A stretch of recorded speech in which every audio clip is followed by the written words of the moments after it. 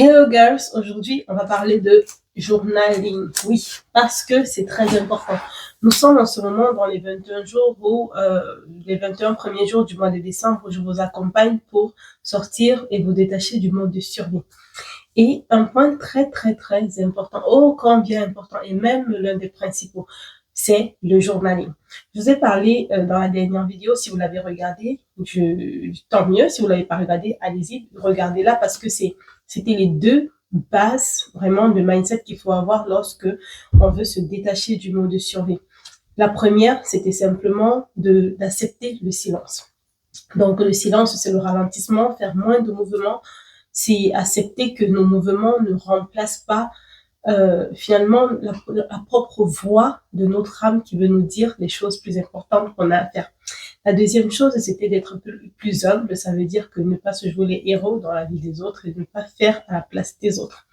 Aujourd'hui, j'aimerais qu'on parle du journaling parce que pour moi, c'est vraiment l'arme principale pour sortir du mode de survie en tant que femme.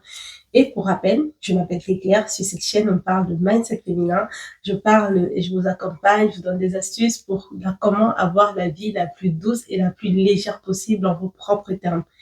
Mon contenu s'adresse principalement aux femmes, mamans, femmes actives, femmes qui donnent déjà beaucoup dans leur famille, dans la société, autour d'elles, sans pour autant trouver le moyen de se reposer et finissent souvent dans des burn-out ou même font des choses en perdant le sens.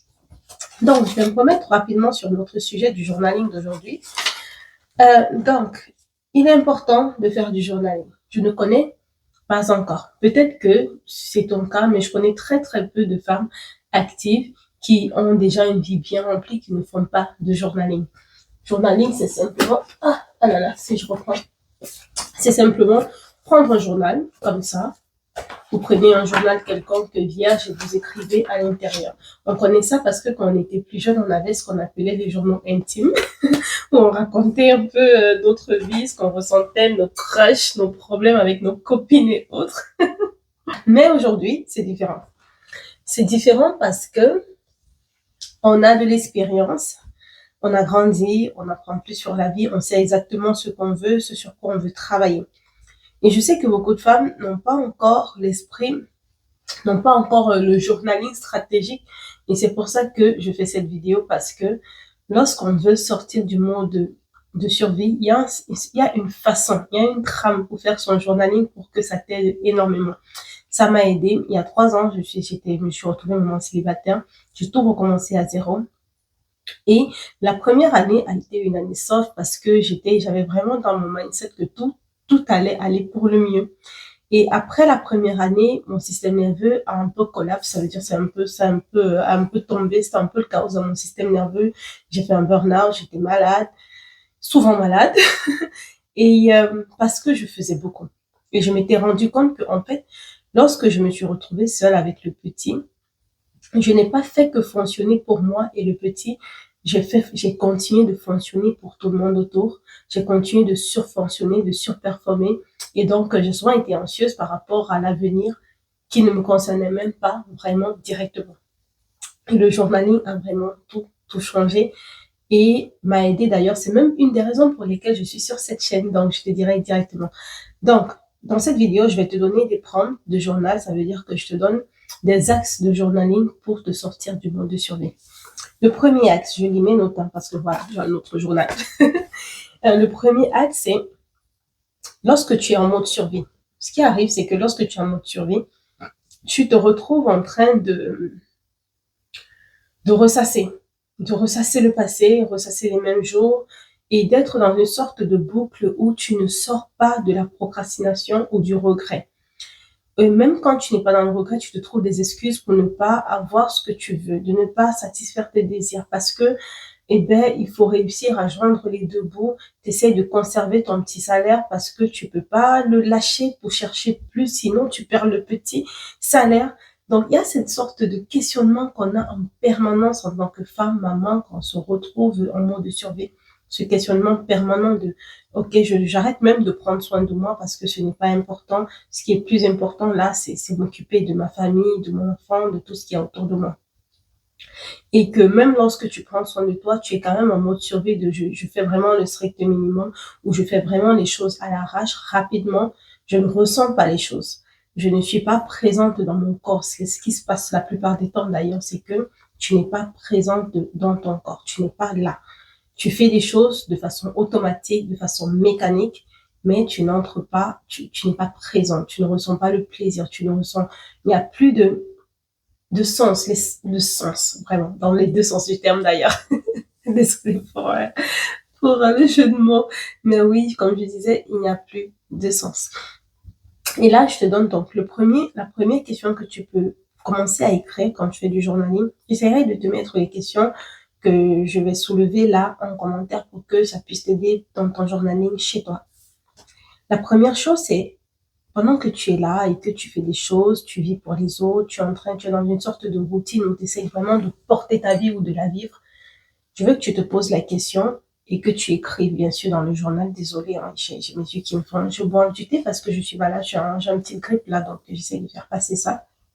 Donc, la première des choses, c'est qu'est-ce que j'aimais faire quand j'étais petite? Il faut que tu te poses la question, que tu essayes de revenir dans ton souvenir de le plus ancien possible, le plus ancien possible et te dire, qu'est-ce que j'aimais faire quand j'étais petite?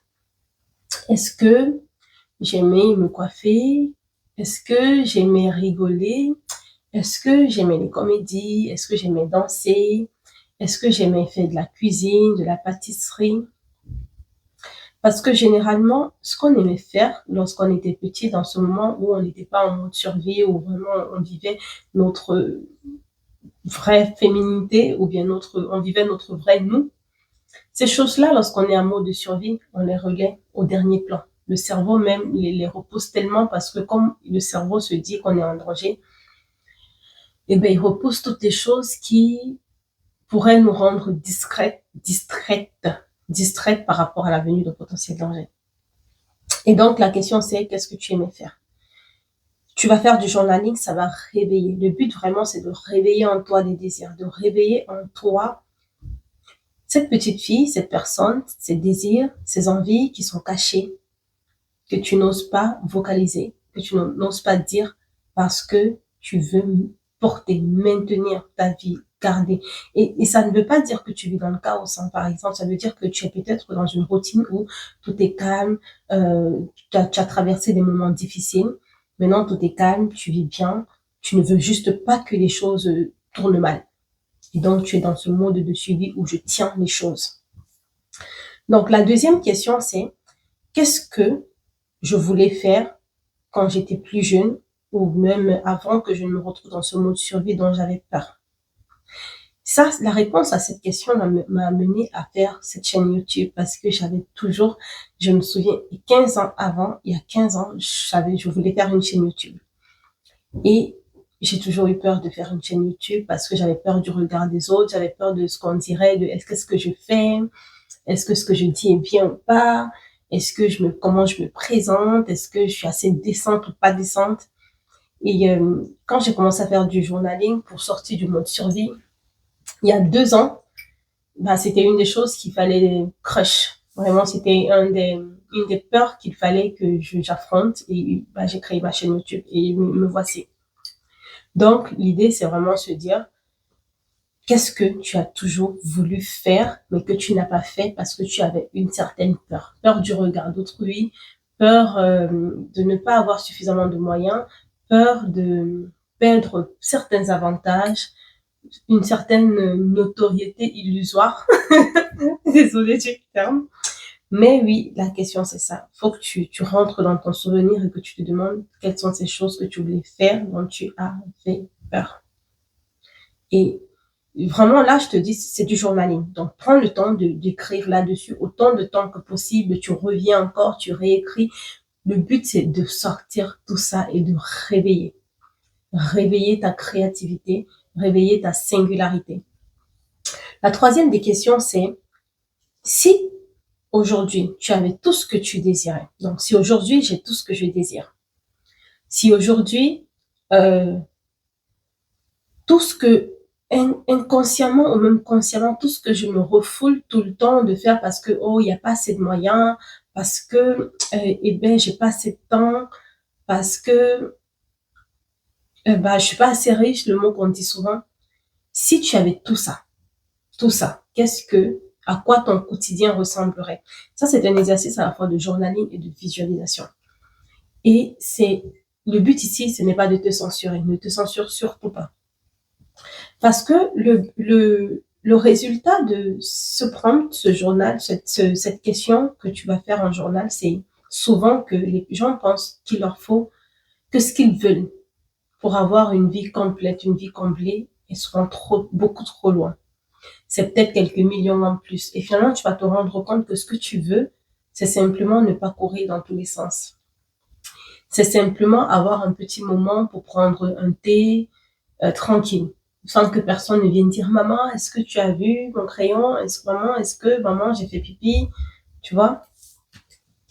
Donc c'est souvent ça. Le but, ce n'est pas forcément, c'est vraiment que tu replonges dans tes vraies valeurs. Ça remonte tes vraies valeurs, ça remonte tes vrais désirs. C'est à quoi ressemblera ton quotidien si tu avais tout ce que tu désirais.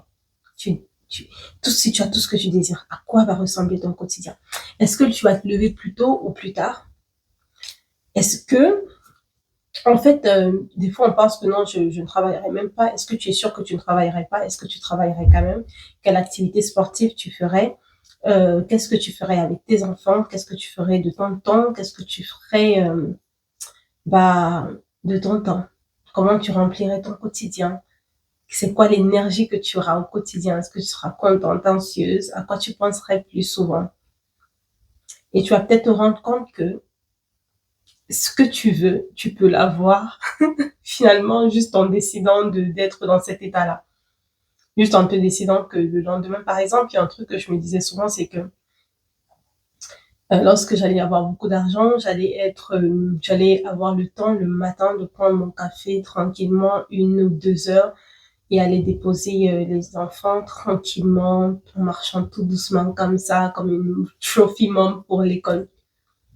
Et quand je me suis rendu compte que je me réveillais déjà tôt le matin pour overthinking, pour être dans un état d'anxiété où je réfléchissais de comment ma journée va être, tout, comment l'avenir et tout ça, j'ai utilisé le temps, les 1 heure de temps que je passais le matin à réfléchir à l'avenir, à refaire le monde pour me lever, vadrouiller, prendre mon thé, marcher tranquille, commencer à préparer la journée. Et j'ai commencé mon fils était souvent prêt pour l'école 1 heure avant l'école, alors que les 1 heure ou 30 minutes sans que je ne le réveille. Parce que aussi je le mettais plus tôt, je le mettais tôt au lit. Donc la routine avait fait que j'avais finalement cette matinée tranquille où on arrivait à l'école, on n'était pas pressé. J'étais dans un état de paix et de quiétude et de bonheur absolu. Je m'en suis rendu compte. Et quand je suis retombée un peu dans le mode survie parce que, la vie fait que la vie, j'étais dans le rush le matin et je me suis rendu compte quand même du décalage que c'était et à quel point c'était important pour moi d'avoir cette routine lente. Et je l'ai reprise. Donc, ça va réveiller chez toi des choses et tu vas te rendre compte que peut-être que ce que tu désires, le quotidien idéal que dont tu rêves est peut-être à portée des mains. La quatrième des questions, donc on a dit tout à l'heure que si tu as tout ce que tu désires. Maintenant, la quatrième des questions, c'est qu'est-ce que tu désires? Ok?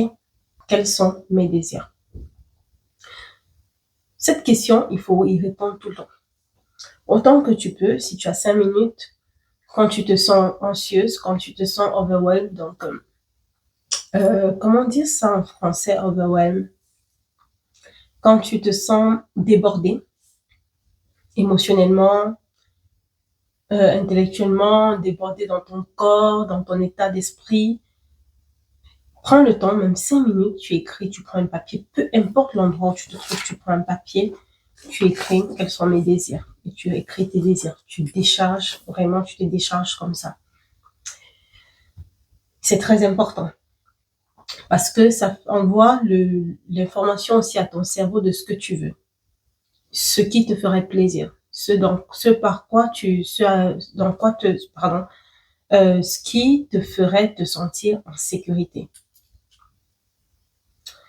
Une autre des questions, donc la 5e, c'est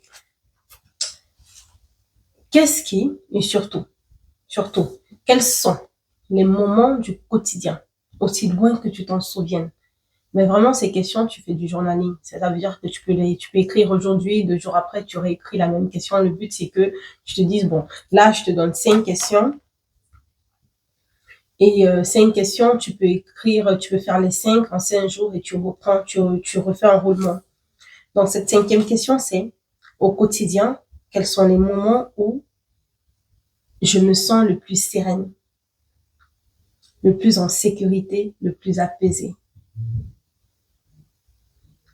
Le but, c'est vraiment ici de dire à son cerveau, remarque, mets en lumière ces moments. Comme ça, vas-y, cherchons ces moments, multiplions-les. Donc, quels sont les moments où tu te sens le plus sereine, le plus en sécurité et le plus apaisée? Comme je parlais des moments le matin où je suis un peu plus en lenteur, c'est le moment où je me sens vraiment le plus sereine possible. Est-ce que c'est des moments où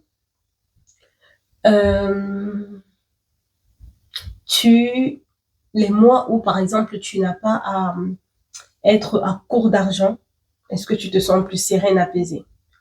Ça voudrait peut-être dire qu'à un moment donné, tu vas devoir être un peu plus intentionnel dans ton budget, dans ta façon de vivre, dans l'acceptation aussi des choses simples, pour pouvoir avoir plus de moments sereins. C'est le but. C'est que lorsqu'on veut se débrancher du mode de survie, on cherche plus de moments qui nous apportent sérénité, paix, calme, apaisement. Pour dire à notre système nerveux, on est en sécurité parce qu'on est en sécurité. Et donc, il cherchera ces moments-là. Il chérira ces moments-là, les moments calmes. Il ne les verra plus comme si c'est le chaos, il faut remplir tous les vides. Non, ce sera des moments où il saura qu'il va les chercher d'ailleurs pour que tu te sentes plus en sécurité. C'est tout pour aujourd'hui. Donc, j'ai fait ces 5 questions et j'espère vraiment que ça t'a aidé et que ça t'aidera. Je sais que ça va aider. Merci d'avoir été là. N'hésite pas à me mettre en commentaire ce que tu en as pensé. Et n'hésite pas à me mettre en commentaire si tu sais déjà faire du journaling, tu as l'habitude de faire du journaling ou pas. Merci d'avoir été là. À bientôt pour une prochaine vidéo. Ça m'a fait vraiment plaisir d'être là avec vous. Au revoir.